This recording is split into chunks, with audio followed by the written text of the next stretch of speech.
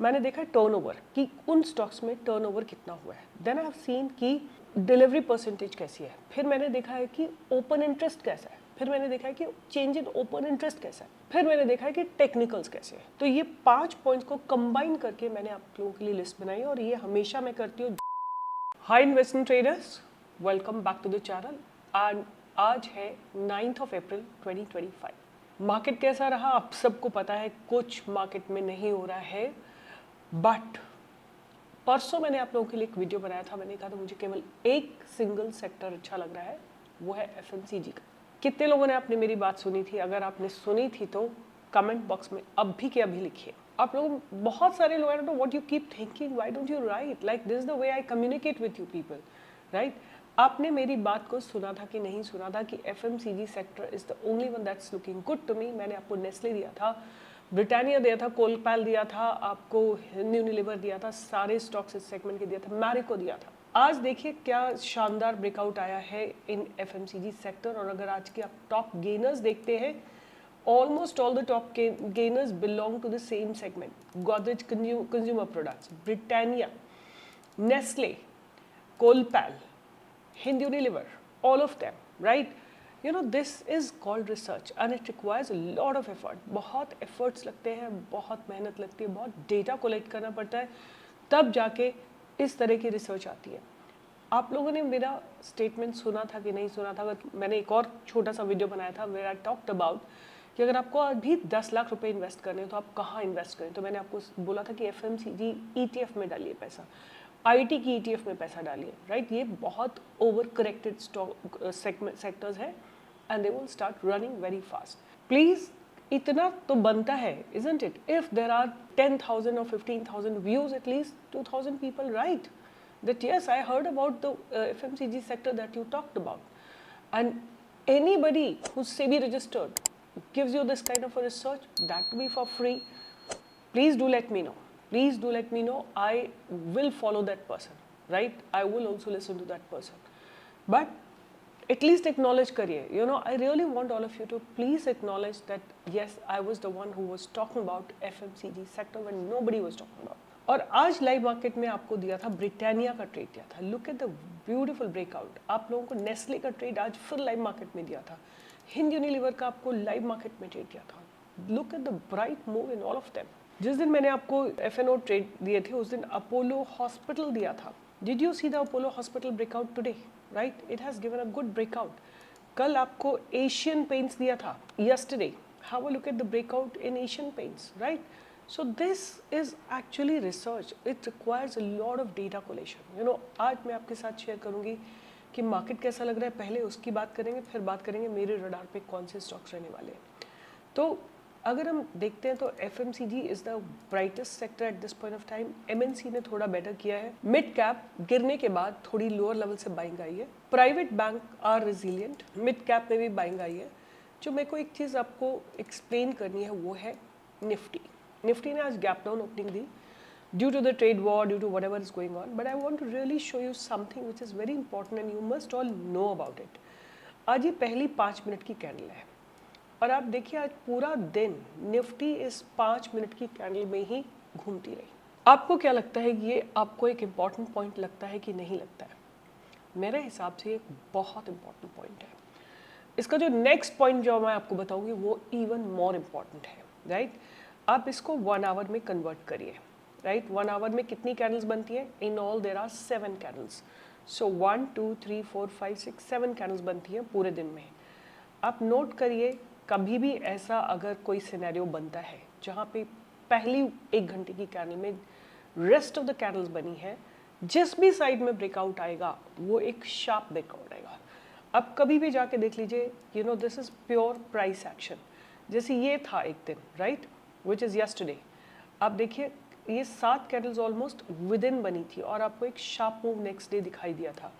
कोई भी ऐसा डे सिलेक्ट करिए जिसमें कि पूरा, अगर कोई बहुत बढ़िया, जैसे ये एक दिन बन रहा है आपके पास, इसमें 7 कैंडल्स इनसाइड कैंडल्स है। I hope you all can see it. I am talking about this day, right? ये दिन है एक, पहली कैंडल का 1 आवर की कैंडल है। रेस्ट 6 कैंडल्स, 1 2 3 4 5 6, पहली कैंडल 7वीं कैंडल हो गई, बाकी की 6 कैंडल्स अंदर है। नेक्स्ट डे गैप अप खुला है और आप देखिए कितना शार्प मूव मिला है आपको, राइट। एक बहुत इंपॉर्टेंट पॉइंट है जो आप लोगों को याद रखना चाहिए और इसको यूज़ करना चाहिए अपनी ट्रेडिंग में। तो ये मैं आपको एक पॉइंट दिखाना चाह रही थी। आज के दिन क्या हुआ है कि ये पहली कैंडल बनी है और उसके अंदर ही सारी की सारी नेक्स्ट 6 कैंडल्स बनी है। अगर हम इसको थोड़ा और बारीकी से देखें तो एक प्राइस जो है ना ऊपर की तरफ शिफ्ट हो रहा है, बट एक बहुत इंपॉर्टेंट चीज़ जो आपको याद रखनी है कि जो कैंडल बनी है ना, फर्स्ट कैंडल, वो open equal to almost high है, उसको ब्रेक करना बहुत डिफिकल्ट होगा। अगर वो ब्रेक हो जाती है तो आपको ऊपर की तरफ 22, ये ऊपर के सारे टारगेट्स आपको आते हुए दिखाई देंगे। तो anyway, that was my learning, my input to you towards your learning about index. Anyway, अब हम बात करते हैं कि आने वाले हफ्ते में और इस हफ्ते में बहुत सारे हॉलीडेज हैं। कल महावीर जयंती है, मंडे को अंबेडकर जयंती है, फिर उसी हफ्ते में अगले हफ्ते में गुड फ्राइडे है। मतलब कुछ ना कुछ लगा पड़ा है। बैंक हॉलीडेज भी बहुत सारी है और ट्रेडिंग हॉलीडेज भी बहुत सारी है। इट डजंट मैटर, अगर आपका ट्रेड राइट है तो आपको पूरा मूवमेंट दिखेगा, मिलेगा। मेरे इस रडार पे जो रहने वाले हैं एफएनओ के स्टॉक्स, वो मैं आपके साथ शेयर करूंगी और किस बेसिस पे शेयर करूंगी वो भी मैं बताती हूँ। तो मैंने 3-4 पॉइंट्स देखे हैं।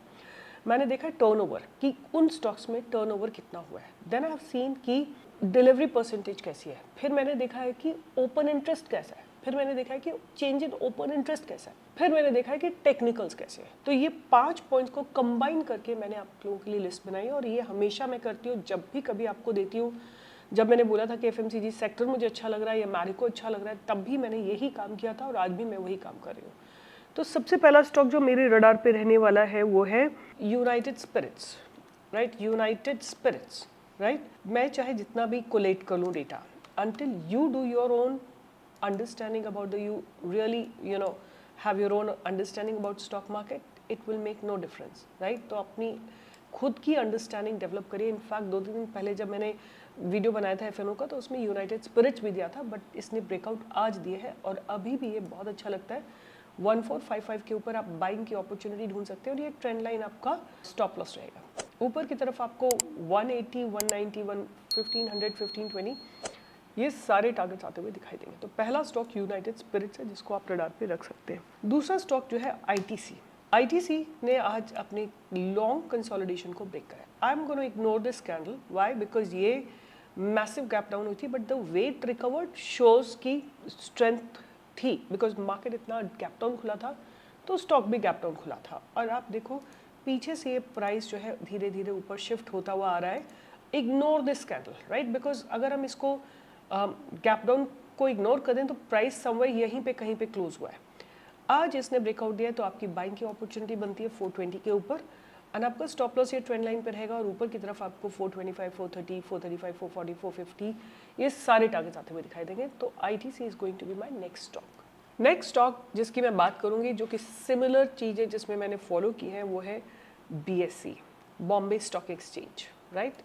इसको भी आप रडार पे रख सकते हैं। इसमें बहुत मेरे हिसाब से जो डेवलपमेंट्स हैं they are very very strong. तो अब ये आपका एक पैटर्न बनता है इसमें, right, this is how it looks like. आपको बाइंग की अपॉर्चुनिटी अगर ढूंढनी है तो आप यहीं पे ढूंढ सकते हैं। आज के हाई के ऊपर आपको एक अपॉर्चुनिटी मिलेगी 5633 के ऊपर और आपका पहला टारगेट रहेगा 5878। यहाँ तक का आपको एक टारगेट मिलेगा और उसके बाद अगर ये चल जाता है स्टॉक तो आपको 6000 के टारगेट्स भी आते हुए आने वाले दिनों में दिख सकते हैं।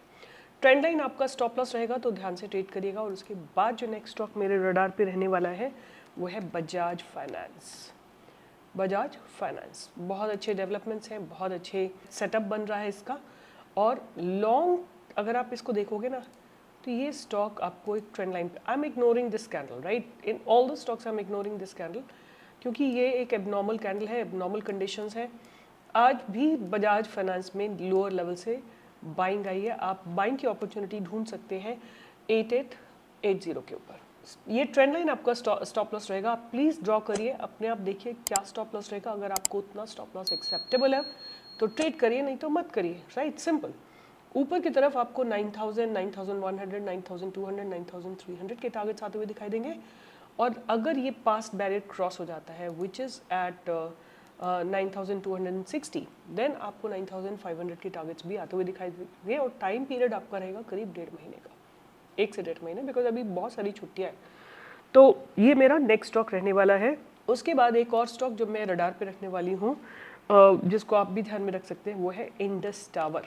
इंडस टावर, राइट, इसको आप ध्यान में रख सकते हैं because once again the developments are good. अच्छा खासा राउंडिंग बॉटम लगा के स्टॉक ऊपर आया है और अब इसमें जो डेवलपमेंट्स हैं वो मुझे अच्छे लग रहे हैं और मेरे हिसाब से इसने आज एक ब्रेकआउट देने की कोशिश करी है, होल्ड करने की कोशिश करी है। आप बाइंग की अपॉर्चुनिटी 375 के ऊपर ढूंढ सकते हैं। ट्रेंड लाइन आपका स्टॉप लॉस रहने वाला है और ऊपर की तरफ अगर आप टारगेट्स ढूंढते हैं तो 380, 385, 390, 395 ये टारगेट्स आपको आते हुए दिखाई दे सकते हैं। तो ये एफएनओ की लिस्ट है मेरी, रडार पे रखिए और मार्केट के बारे में सीखते रहिए। And the journey is long in stock market, and stock market एक ऐसी जगह है जो बहुत डायनामिक है।